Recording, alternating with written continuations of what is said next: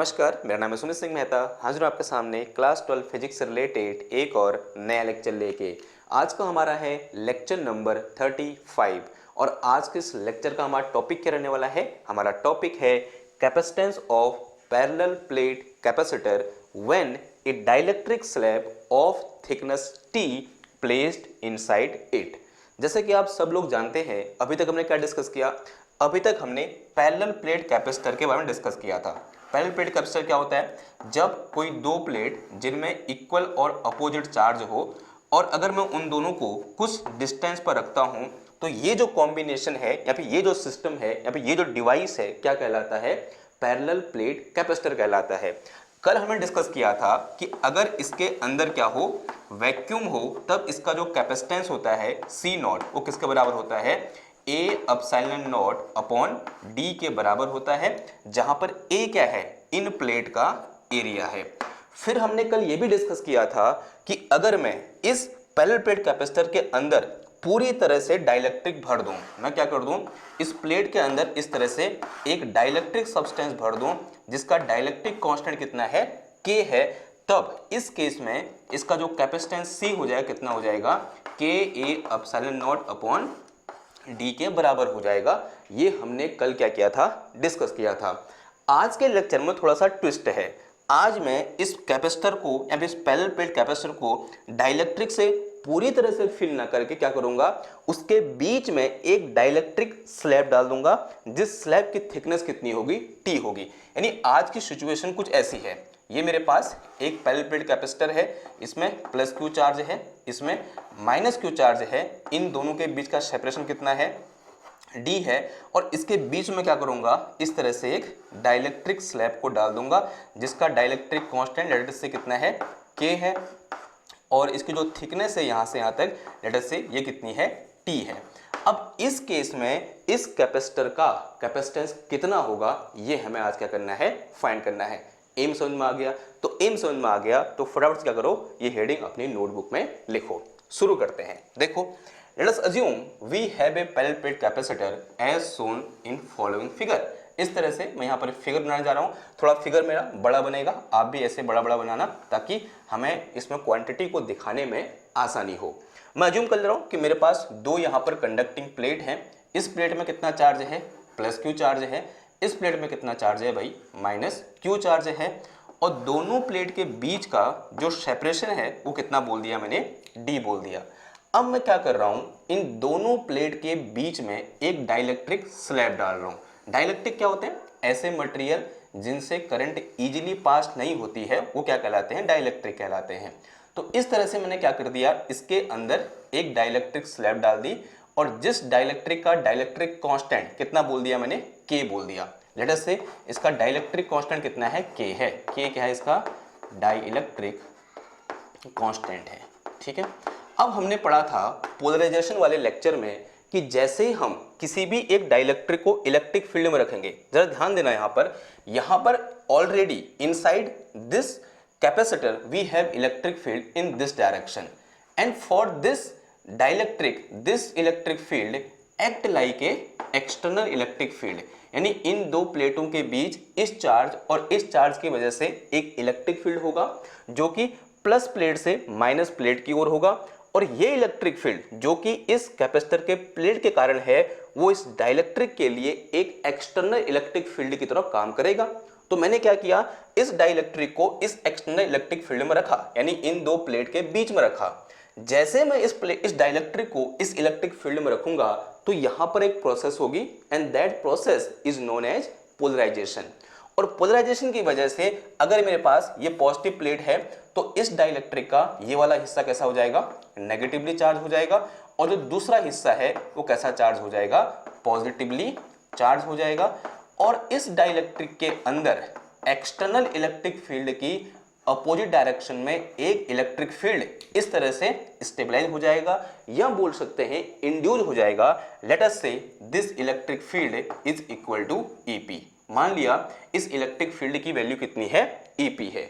Now इस dielectric के अंदर जो नेट इलेक्ट्रिक फील्ड होगा, net electric field inside dielectric this will be equal to क्या हो जाएगा? E external minus E internal के बराबर आ जाएगा। इतनी बात समझ में आ रही है आपको? क्यों? Because this is E external in this direction and this is E polarization, this is electric field due to polarization and this electric field will be equal to क्या हो जाएगा, यानी इसके अंदर जो ई नेट होगा, ई नेट बोल सकते हैं या फिर ई इन बोल दो, and this E in will be equal to क्या हो जाएगा, this is equal to E external minus कितना आ जाएगा, ये ई पी आ जाएगा, E external minus E P. इतनी बात क्लियर हुई आपको? Late us say this equation number 1, इसको मैंने क्या बोल दिया, इक्वेशन नंबर 1 बोल दिया।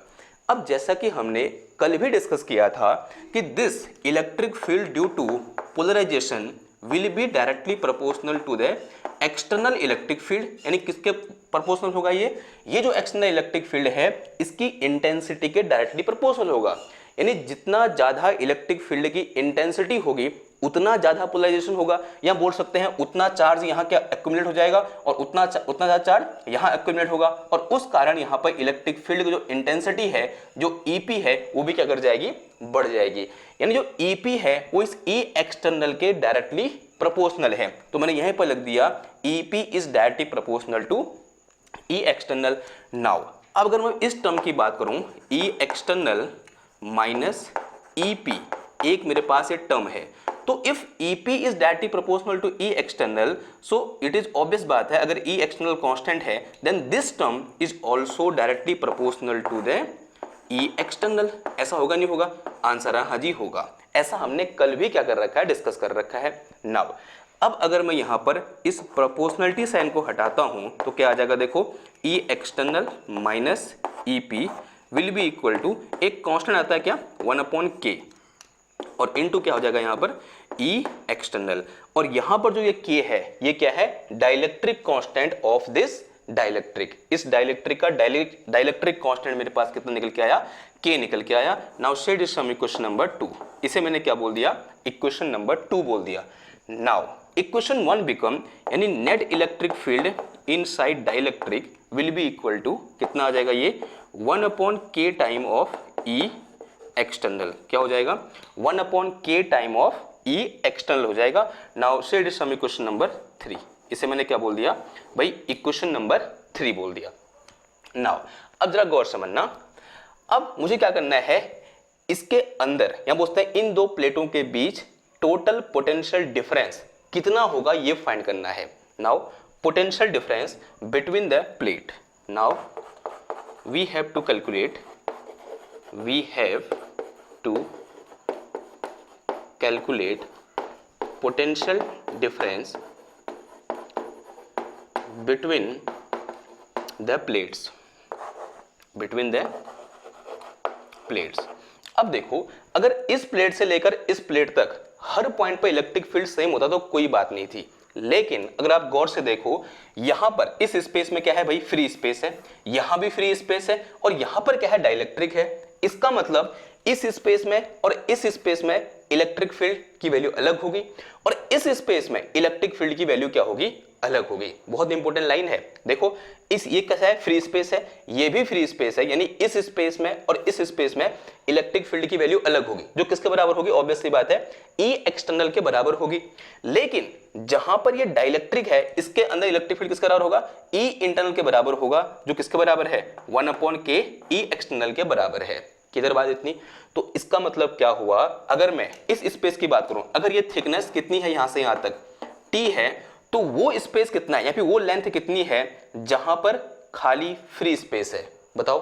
देखो T लेंथ में मेरे पास डाइलेक्ट्रिक है, अब वो लेंथ कितनी होगी जहां पर फ्री स्पेस है, ऑब्वियस सी बात है D माइनस क्या आ जाएगा, T आ जाएगा। तो यहां से मैं क्या लिख सकता हूं, नेट पोटेंशियल, देखो ये फॉर्मूला हमने पढ़ा था, since we know potential V is equal to क्या होता है, E इंटू डी होता है। तो सबसे पहले net potential difference between these two plate will be equal to कितना आ जाएगा, E एक्सटर्नल, और जो E एक्सटर्नल इलेक्ट्रिक फील्ड है वो कहाँ है, इस फ्री स्पेस में है, तो इनटू कितना आ जाएगा, फ्री स्पेस की डिस्टेंस, यानी कितने स्पेस में, कितनी लेंथ में मेरे पास फ्री स्पेस है, D माइनस टी लेंथ में मेरे पास क्या है, फ्री स्पेस है, और प्लस क्या आ जाएगा बताओ, प्लस आ जाएगा यहाँ पर क्या, जहां पर हमारे पास डाइलेक्ट्रिक है, और डाइलेक्ट्रिक के अंदर इलेक्ट्रिक फील्ड कितना है भाई, E इंटरनल है, और कितनी लेंथ में डाइलेक्ट्रिक है, T लेंथ में डाइलेक्ट्रिक है, इनटू कितना आ जाएगा, टी आ जाएगा।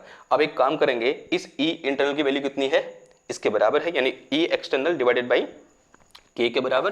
तो potential difference V will be equal to कितना आ जाएगा, ये E external into D minus का टी प्लस का ये आ गया मेरे पास कितना 1/k ई एक्सटर्नल इंटू कितना आ गया, टी आ गया। ठीक है, देखो दोनों ओर से ई एक्सटर्नल कॉमन है तो बाहर ले लो, तो बाहर लेने के लिए मुझे जगह चाहिए, मैं यहाँ ले रहा हूँ। ठीक, बताओ क्या हो जाएगा, अंदर क्या बच जाएगा, पोटेंशियल V या potential difference between the plate will be equal to E external बाहर आ गया, तो ई एक्सटर्नल और अंदर कितना बच गया, ये यहाँ से कितना बच जाएगा, d माइनस का t बच जाएगा और प्लस का यहाँ से कितना बच जाएगा मेरे पास, t डिवाइडेड बाई k बच जाएगा। ओके, नाउ अब e एक्सटर्नल की वैल्यू कितनी होगी, since we all know that कि this e external between the plates of parallel plate capacitor is equal to sigma upon epsilon naught, जो कि हमने कल ही क्या किया था, डिस्कस किया था। इस वैल्यू को यहां से उठाओ, इधर पुट कर दो, जहां सिग्मा क्या है, इन प्लेट्स की चार्ज डेंसिटी, यहां बोलते हैं सरफेस चार्ज डेंसिटी है। तो यहां से v इज इक्वल टू कितना आ गया मेरे पास, this is sigma divided by epsilon naught और इनटू में कितना आ जाएगा, d माइनस का t प्लस का कितना आ गया, ये t डिवाइडेड बाई के। सही डिस्कशन इक्वेशन नंबर 1 2 3 हो गया था, इसे क्या बोल दो, इक्वेशन नंबर 4 बोल दो। नाउ अब मुझे निकालना क्या है, कैपेसिटेंस निकालना है।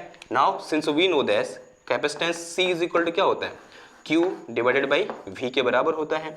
तो capacitance C is equal to Q और Q इक्वल टू क्या हो जाएगा, देखो if sigma is surface charge density then this will be equal to Q upon A आ जाएगा। तो Q इक्वल टू कितना आ गया, यहाँ से सिग्मा इंटू A आ गया, तो Q इक्वल टू क्या लिख सकता हूँ मैं, सिग्मा इंटू A लिख सकता हूँ और डिवाइड में कितना आ जाएगा, sigma divided by epsilon naught और इनटू कितना आ गया, ये d माइनस का t प्लस कितना आ जाएगा, t अपॉन k आ जाएगा। देखो इस सिग्मा से सिग्मा कैंसिल हो जाएगा और एप्सिलॉन नॉट इस a के साथ चला जाएगा, तो c इज इक्वल टू कितना आ गया, यहाँ से a एप्सिलॉन नॉट और अपॉन में कितना आ जाएगा, दिस इज d माइनस का t और प्लस कितना आ गया, ये t अपॉन k आ गया। तो this is our formula of capacitance of a capacitor when we place a dielectric slab of thickness T in between the plates। Clear है बात, and this is very very important formula। MCQ में भी आ सकता है, ये formula पूछ लेगा कि भाई फॉलोइंग में से कौन सा फॉर्मूला कैपेसिटेंस के लिए है of A parallel plate capacitor when you place a dielectric slab of thickness T in between the plates, ऐसे ही पूछ सकता है या फिर सीधे डेरिवेशन पूछ सकता है, जो अभी हमने क्या किया देखा।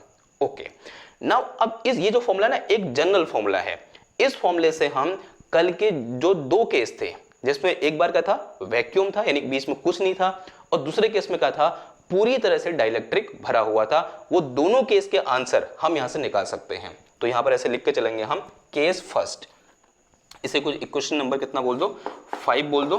केस फर्स्ट में अगर मैं ये बोलूं, if there is no dielectric, there is vacuum in between the plate, अगर प्लेट के बीच में क्या हो, वैक्यूम हो, इसका मतलब डाइलेक्ट्रिक हो ही ना। अगर डाइलेक्ट्रिक हो ही ना तो T इक्वल टू कितना हो जाएगा, दैट इज, इसका मतलब क्या हुआ, T equal to 0। Now for T equal to 0 equation 5 become C is equal to कितना आ जाएगा, ये A epsilon naught upon T 0 हो जाएगा, ये 0 हो जाएगा, C epsilon naught upon D आ गया। और यही हमने हमारा क्या था, C नॉट था, इसी को मैंने क्या बोला था, C नॉट। यहाँ बोलते हैं capacitance of parallel plate capacitor when there is nothing in between the plates of capacitor. तो C नॉट इक्वल टू कितना आया, A epsilon naught upon D के बराबर आ गया। तो this is our case first. Now case second में क्या कर देंगे, केस सेकंड में यहां पर आ जाएगा हमारे पास क्या, कि जब हमारा डाइलेक्ट्रिक पूरी तरह से क्या हो, जब हमारा कैपेसिटर पैरेलल प्लेट कैपेसिटर पूरी तरह से डाइलेक्ट्रिक से भरा हो, ये मेरे पास केस सेकंड हो जाएगा।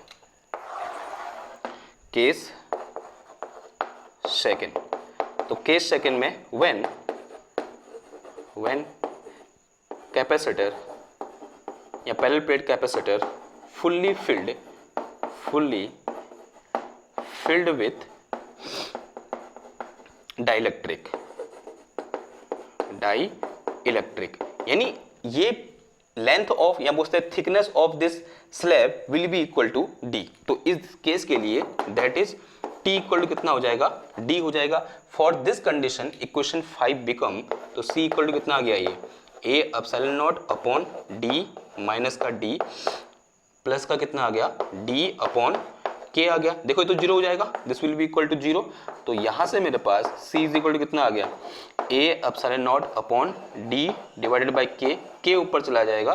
तो c इक्वल टू कितना आ गया, ये के एप्सिलॉन नॉट अपॉन में कितना आ गया, d आ गया। तो this is our result number 2 जो कल हमने निकाला था। यानी इससे हम क्या कर सकते हैं, दोनों रिजल्ट निकाल सकते हैं। अगर आपसे कभी कभी ये पूछे ना कि ये प्रूफ करो, तो आप इसको प्रूफ करो, इस वाले को जो आज हमने किया, और यहां से लास्ट में इस केस 2 को लिख दो कि अगर t इक्वल टू डी हो तो ये कंडीशन आ जाएगी। सिंपल सी बात है।